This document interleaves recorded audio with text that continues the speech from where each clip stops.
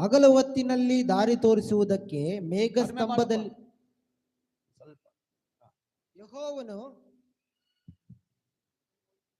ಯೆಹೋವನು ಹಗಲು ಹೊತ್ತಿನಲ್ಲಿ ದಾರಿ ತೋರಿಸುವುದಕ್ಕೆ ಮೇಘಸ್ತಂಭದಲ್ಲಿಯೂ ರಾತ್ರಿ ವೇಳೆಯಲ್ಲಿ ಬೆಳಕು ಕೊಡುವುದಕ್ಕೆ ಅಗ್ನಿಸ್ತಂಭದಲ್ಲಿಯೂ ಇದ್ದು ಅವರ ಮುಂಭಾಗದಲ್ಲಿ ಹೋದನು.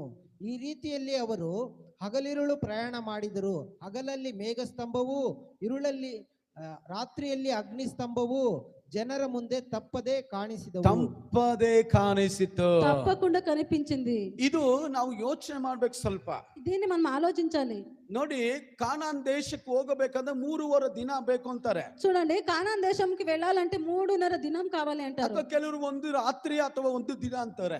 కానీ కొందరు అంటారు ఒక రాత్రి ఒక దినము. 40 ವರ್ಷ ನಡ್ಸ್ಕೊಂಡು ಹೋದ್ರು. 40 ఏళ్ళు నడిపించారు. ಯಾಕಂದ್ರೆ ಅವರಿಗೆ ಅಷ್ಟು ಜ್ಞಾನ ಇಲ್ಲ.